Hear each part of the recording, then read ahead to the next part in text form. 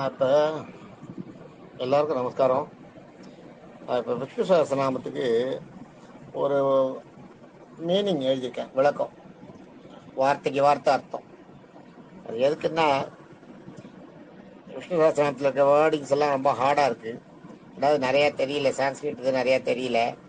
அப்படி யாராவது அதுக்கு விளக்கம் சொல்கிறவாலும் ரொம்ப ஹார்டாக தான் சொல்கிறாலே வழி புரிஞ்சுக்கிற மாதிரி இல்லை. அதனால் சாதாரணமாக இப்போத்திய நெக்ஸ்ட் ஜென்ரேஷன், இப்போ இருக்கிற ஜென்ரேஷன் எல்லாம் சரியாக புரிஞ்சுக்கணுங்கிறதுக்காக அதுக்கு ஒரு மீனிங்கை நான் எழுதினேன். இது ஒரு எளிய முயற்சி தான். இதுக்கு வந்து கோமடம் சுவாமிகள் இருக்கார், கோமடம் மாதவன் ஒரு சுவாமிகள், அவரோட உபன்யாசம், அப்புறம் இன்னும் நிறையா வெங்கடகிருஷ்ணனோட உபன்யாசம், சுவாமி வெங்கடகிருஷ்ணன் கிருப்பிகனில் இருக்கார், அவரோட உபன்யாசம், இன்னும் பத்மா கோபால்னு ஒரு அப்பப்பா அவா கொடுக்குற விளக்கங்கள், இது இல்லாத சில எனக்கு தெரிஞ்சது அதெல்லாம் இதையெல்லாம் சேர்த்து இதையெல்லாம் கம்பைல் பண்ணி அவள்லாம் சொன்னது சொல்லியிருக்கா. ஆனால் அவள்லாம் கொஞ்சம் ஹார்டாக தான் சொல்லியிருக்கா. அர்த்தம் அவ்வளோ சீக்கிரம் புரிஞ்சுக்கிற மாதிரி இல்லை அவள் சொல்கிற அர்த்தம். ஆனால் நான் இப்போ சொல்கிறது வந்து கொஞ்சம் சாதாரணமாக கலோக்கியெல்லாம் இப்போ நம்ம பேசுகிறோம், எப்படி பேசுகிறோம் அதே மாதிரி எல்லாருக்கும் கொஞ்சம் தெரியணும், புரிஞ்சுக்கணும் இதை அப்படிங்கிறதுக்காக இது எடுத்துக்கிற ஒரு முயற்சி தான். இதில் வந்து தவறுகளும் வரலாம், தப்பும் வரலாம். ஆனால் உங்களுக்கு புரியறதான்றது மட்டும்தான் முக்கியம். புரியாத மாதிரி இருந்ததுன்னா அதை நீங்கள் அந்த இடத்துல கேட்கலாம். என்னோட இது இருக்குது, செப்பரேட் என்னோட பேரில் உங்களோட கான்டாக்ட் இருக்கு இல்லையா, அதில் நீங்கள் உங்களோட டவுட்ஸை கேட்கலாம். எந்த மாதிரி டவுட்ஸையும் நீங்கள் கேட்டிங்கன்னா நான் பதில் சொல்லுவேன். ஆனால் குரூப்பில் மட்டும் கேட்க வேண்டாம். குரூப்பில் கேட்டிங்கன்னா என்ன ஆகுன்னா, ஒருத்தரோட டவுட் வந்து இன்னொருத்தர் தெளிவாக இருக்கிறவளை கன்ஃபியூஸ் பண்ணி விட்டுரும். அதனால ஒருத்தரோட டவுட்டை கிளியர் பண்ணுறதுக்கு அவளுக்கு மட்டும் கிளியர் பண்ணால் போகிறோம், மற்றவங்க கரெக்டாக இருக்கிறவளோட இதையும் அதை வந்து ஸ்பாயில் பண்ணும். அதனால அது மாதிரி வேண்டாம். நானாக குரூப்லேருந்து அதை பேரை நான் குரூப்பை வந்து இப்போ வேறு யாரும் இதில் ரெஸ்ட்ரிக்ட் பண்ணல இது வரைக்கும். இருக்கிறவா நீங்கள் குரூப் இருக்கும், ஆனால் பட் நீங்கள் குரூப்பில் சொல்ல வேண்டான்றது என்னோட ரெக்வஸ்ட். என்னென்னா, ஏதாவது அதில் விளக்கங்கள் இருந்ததுன்னா பர்சனலாக சொல்லிடலாம், அது வேற.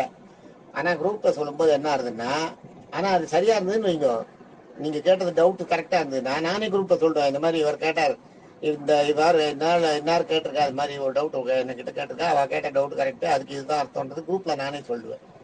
அதனால் இதை வந்து இது ஒரு முயற்சி தான்.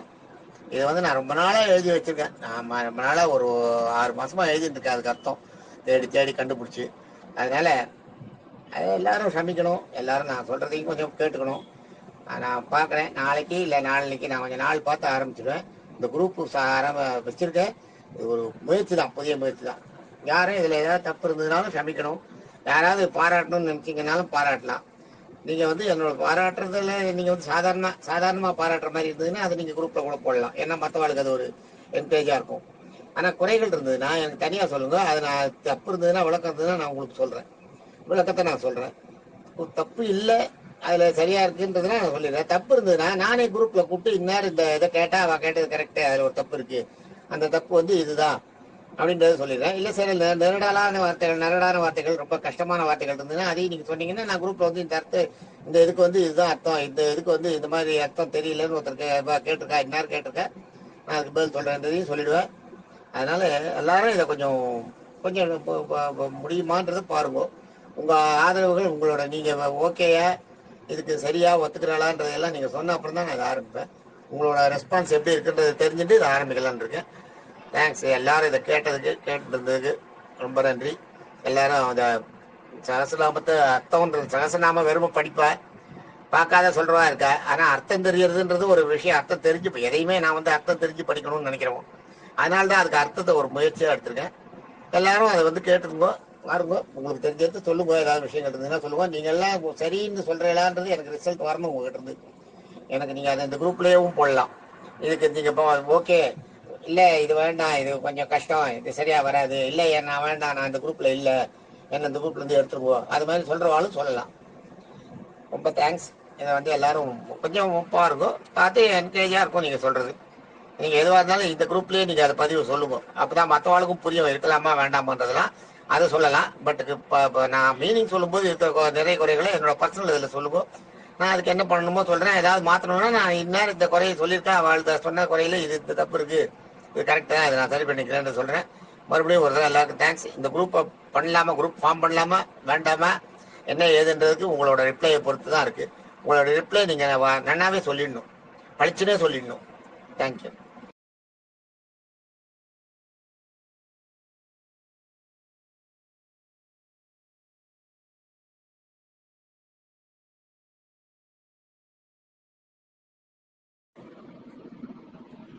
இன்னொன்று இல்லை, நான் சொல்ல விட்டேன், நான் சமஸ்கிருதம் படித்தவன் இல்லை. சமஸ்கிருதம் வந்து நான் படித்தவன். நான் சமஸ்கிருதம் எனக்கு தெரியாது. சமஸ்கிருதம் ஃபுல்லாக என்னால் பேசுறதுக்கெல்லாம் வராது. நான் வந்து இந்த மீனிங் வந்து எனக்கு சமஸ்கிருதத்தோட மீனிங்கை தமிழ் அவ சொல்கிறா பார்த்தீங்களா, அந்த மீனிங்கே நிரடலாக இருக்குது. அதுவே வந்து அவ்வளோ சாதாரணமாக புரிஞ்சுக்கிற மாதிரி இல்லை. அதை எளிமையாக்கி உங்களுக்கு சொல்கிறேன், அதை மனசில் வச்சுப்போம் எல்லாருமே.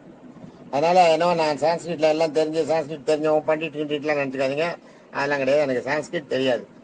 ஏதோ சின்ன சின்ன வார்த்தைகளுக்கு அர்த்தங்கள் சாதாரணமாக தெரியறதுன்றது வேற, படிக்கிறது வேற. சான்ஸ்கிரிட்டில் வந்து இதுவாக இருக்கிறது வேற, வித்தகனாக இருக்கிறது வேற. அது கிடையாது எனக்கு. எங்கள் அண்ணா ஒருத்தர் இருந்தார் பாபுன்னு. அவர் வந்து சான்ஸ்கிரிட் பண்ணிட்டு சான்ஸ்கிரிட் அண்ணா பேசுவார். அவர் இதெல்லாமே சொல்லுவார். அண்ணா எங்கள் பெரியமா பிள்ளை பாபுன்னு லால்குடியில் இருந்தார். அவர் வந்து கரெக்டாக சான்ஸ்கிரிட்டில் வந்து அவர் வந்து அந்த இதெல்லாமே ஸ்பீச் எல்லாமே கொடுப்பார். அதுக்காக அவர் வருவார், லால்குடியிலேருந்து வரும்போது என்ன எக்பால் வந்து பார்த்துட்டு தான் போவார். அதெல்லாம் பழைய கதை, அதெல்லாம் நினைவுகள் மனசில் ஊசல் ஆடுற நினைவுகள். அது சொல்கிறேன். அது மாதிரி சான்ஸ்கிரிட் எனக்கு தெரியறதெல்லாம் தெரியாது. சான்ஸ்கிரிட்லாம் எனக்கு ஃபுல்லாக தெரியாது, ஃபுல்லாலாம் தெரியாது சான்ஸ்கிரிட். எனக்கு சான்ஸ்கிரிட்டை வந்து புரிஞ்சுப்பேன், சொல்கிறது பேசுறது அவள் சொல்கிறது அதெல்லாம் புரிஞ்சுப்பேன், தெரியும். அவள் தமிழில் மீனிங் சொல்கிறா பார்த்தீங்களா அந்த சான்ஸ்கிரிட்டுக்கு, அந்த மீனிங்கே டஃப்பாக இருக்குது. ரொம்ப நன்னா தமிழ் தெரிஞ்சவாளால் மட்டும்தான் அதை கேதர் பண்ண முடியும். அந்த மீனிங்கே வந்து நம்ம சாதாரணமாக புரிஞ்சுக்கிற மாதிரி இல்லை. அதை நான் ஈஸியாக ஆக்கியிருக்கேன், சாதாரணமாக ஆக்கி. சாதாரணமாக பேசும்போது எப்படி சொல்கிறோமோ அது மாதிரி ஆக்கி அதை நான் சொல்கிறேன். தேங்க்யூ.